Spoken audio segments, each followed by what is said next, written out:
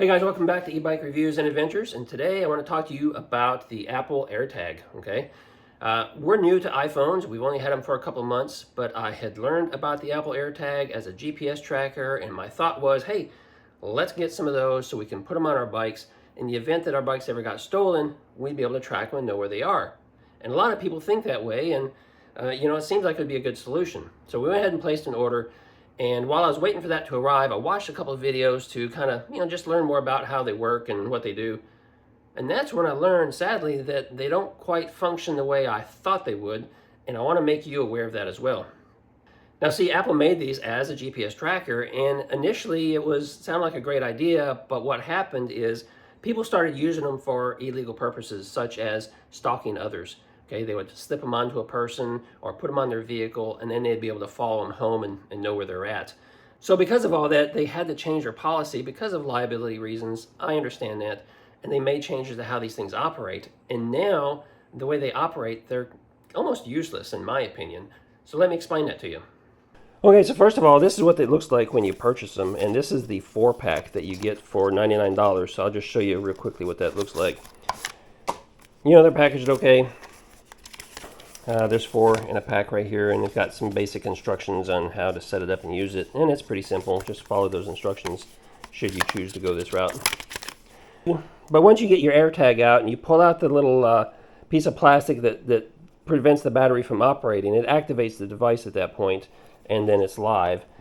So then what you do is on your iPhone, you go ahead in your apps, you go ahead and type in Find My, and it's going to bring up the Find My app up there. Now, when you first open up the app, it's going to show you your neighborhood, it's going to show you your house, and show you where the GPS tracker is, where your phone is located. I went ahead and zoomed out my map so you don't see exactly where I'm living. But basically how it works then is that you have over here at the bottom, you have a list of items, and make sure you're on that tab, and it's going to list all the trackers that you have available. If it's your first one, then you go ahead and hit the plus sign, and you add the new tracker that you just activated. Now, I've already done that once, and I went ahead and activated this one here, and I got it labeled for my mock wheel scoria right there. So I'm going to go ahead and click on that right there, and that's kind of what the screen looks like. It's pretty basic with the information that is in here, what you can do. You can rename it, whatever you want to name your particular device, and it's got a couple of small features here. It's real basic. Now, how Apple designed this to work is that you could place this anywhere or attach it to anything, and then if you lose it, you'd be able to go into Find My app and locate it and see where it's at, which is great, right? But shortly after they debuted this, they started realizing that people were using these for illegal purposes. You would have people that were slipping them onto other people's persons, or they would stick it on their car and then be able to follow them and track them wherever it is that they went.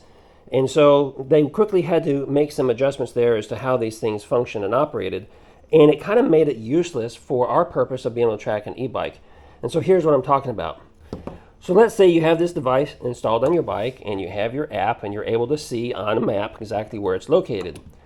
Let's say a thief comes along now and steals your bike and takes off with it. As soon as this device is separated from your phone in which it is registered to, this is going to start to beep. So the thief is going to start hearing this beeping noise, and he's going to know, hey, there's something beeping on this bike, what's up? If he's already familiar with Apple and maybe he's familiar with AirTags, he's going to know exactly what it is. He's going to know that, oh, there's a GPS tracker on this bike, and at that point, he's going to feel the need to do something with it rather quickly. That's number one. Number two, how it's designed to work. If he has an iPhone, okay, he is supposed to get a message on his iPhone saying, hey, there's a tracker that is moving with you that is not associated with your iPhone. It's not your tracker, it's somebody else's tracker, and it's moving with you. So he's going to get an alert on his phone saying that there's a tracking device on that bike. Now, a thief is likely to do one or two things, right? He's going to stop, he's going to search your bike, see if he can find this tracker so he can disable it and throw it away, or he's probably going to abandon the bike if he can't find it, because he doesn't want you to show up with the cops to recover your bike. Another way that this is supposed to work is that you, as the owner, you're supposed to get an alert on your phone. As soon as this moves away from your phone, you're supposed to get an alert saying, hey, your tracking device is no longer with you or with your phone.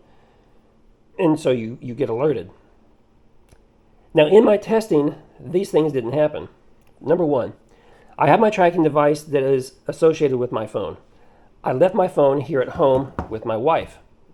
I took my wife's cell phone and I took the bike as if I was a thief and I went for a ride. I was gone for about 15 minutes. I was close to a mile away. And what didn't happen is this didn't beep like it was supposed to, nor did my wife's phone get an alert saying, hey, that there's a tracking device that was moving with me. So neither of those two things happened. But also, my phone at home, which my wife was monitoring, she never got an alert on the phone saying, hey, your tracking device is now separated from your phone and it's moving away and somebody's got it or whatever. None of these alerts happened. None of them. Okay, and that's how it's designed to work. So I jumped on YouTube and I looked around at some other videos and I found out, in fact, that that is how it works, and that's how it works for most people. And for whatever reason, it did not work for me in my testing, so I don't know if this is defective. That's the only thing I can come up with, is maybe this particular device is defective because it just wasn't giving me the alerts. However, the point being, even if it did give me the alerts like it's supposed to, it doesn't help me out. It doesn't help us out very much. I don't want the thief to know that there's a tracking device and give him chance to go and disable it or get rid of it and then make off with my bike, okay? And another thing is, let's say it wasn't a thief. Let's say it's a family member that you loan your bike to and they decide they're going to go riding down the street. They go riding down the street, and because they don't have your cell phone with them, you don't want this thing to start beeping and getting all annoying while they're driving down the street, and this thing's little alarm in here is going off. So because of these two reasons, I just don't think it's a good solution for tracking our e-bikes. So what do you think? Is it going to work for you? Here's the only solution, or here's the only scenario I see this working out, and that is if you have an e-bike that no one else borrows, okay, maybe it'll work out, okay. And if a thief does steal your bike and he does get alerted that there's a GPS tracker, that in itself acts as a deterrent, and maybe he just abandons the bike shortly, somewhere down the street, and you're able to recover it, or he's going to find the tracker, he's going to disable it, and then your bike's gone because you have no means to track it at that point. So, I just don't know. I just don't see the value in it.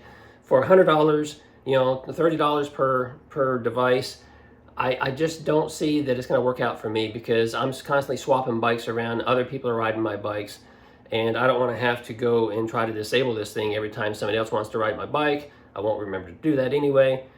And I certainly don't want to lose my bike and lose a tracker. That's not really a whole lot of benefit to me. So I don't know. That's kind of like where I'm at right now. I haven't made my final decision, but I'm probably not going to use these. I will probably send these back. Let me know what you would do. Is this something that you can work with? Or is it something you'd say, no, you can maybe go find another solution? Let me know in the comments down below. I would appreciate it. If this video is value to you, please give me a thumbs up. If you're new here, make sure you subscribe.